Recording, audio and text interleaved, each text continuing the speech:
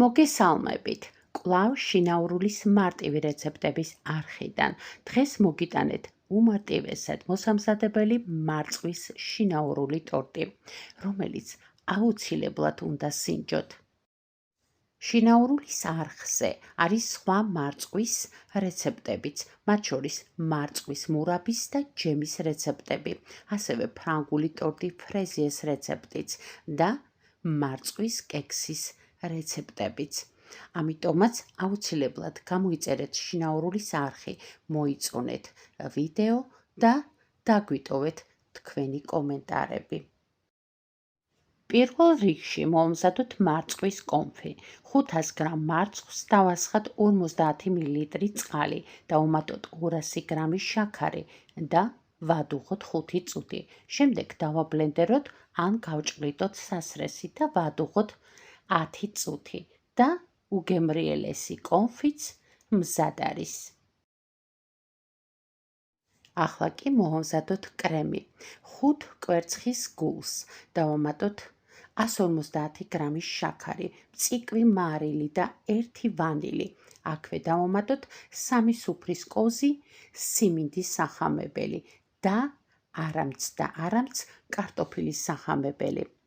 შემდეგ კარგად ავურიოთ და დავუმატოთ 500 მl რძე და კარგად მორევის შემდეგ დავადგათ დაბალ ცეცხლზე და ასეთი მუდმივი მორევით მოვხარშოთ კრემის ფაფა, რომელიც კვერცხის გულების ხარჯზე ოდნავ გაყვითლდება.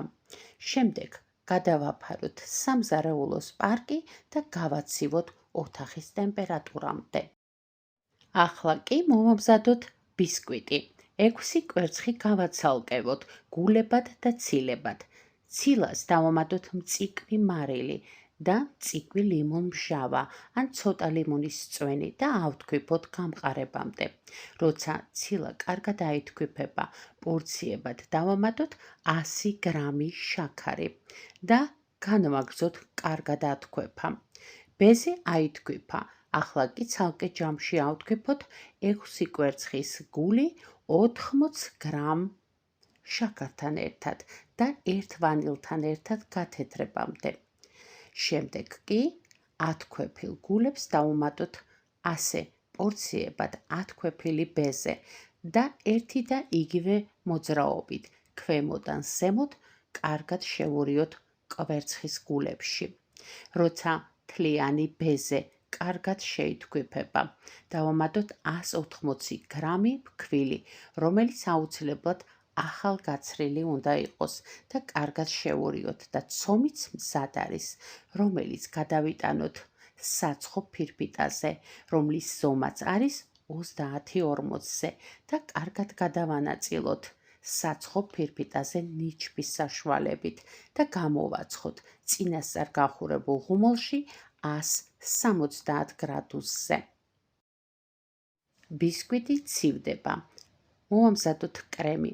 200 გრამ რბილ კარაქს ავთქვიფავთ კრემისებრი მასის მიღებამდე, ხოლო შემდეგ კი დავამატებთ პორციებად უკვე გაცივებულ ოთახის ტემპერატურის კრემის ფაფას და კარგად შევათქვიფავთ ათქვეფილ კარაქში. ერთგვაროვანი და ჰაეროვანი კრემის მიღებამდე. ეს კრემი არის ფრანგული მოხარშული კრემი, რომელიც იდეალურია როგორც დასაკრემად, ისე ტორტების და დესერტების გასაფორმებლადაც. გაცივებული ბისკვიტი გავჭრათ ასე 3 ტოლ ნაწილად. შემდეგ დავნამოთ და დავკრემოთ.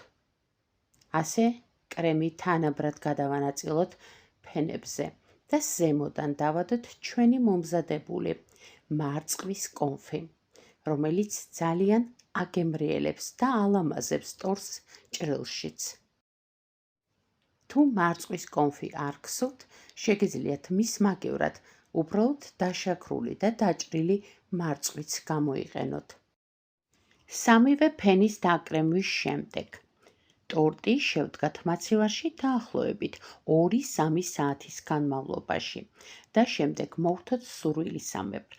ამ შემთხვევაში მე მარწყვი დავჭერი რამდენიმე ნაწილად და ეს ნაწილები გამოვიყენე ტორტის გასაფორმებლად ირგვლივ, ხოლო ზემოდან კი დავადე მთელი მარწყვები, რომელიც ძალიან მიყვარს ტორტის, განსაკუთრებით კი მარწვის ტორტის გაფორმებისას.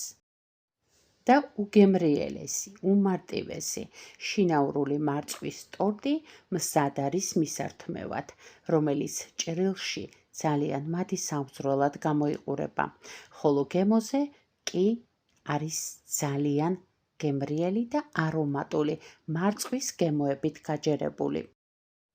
არის ასევე ძალიან მსუბუქი და ნოყიერი დესერტი. უგემრიელესია ჩაცივებული ამ ტორტის ნაჭერი ვანილის ნაყინთან ერთად.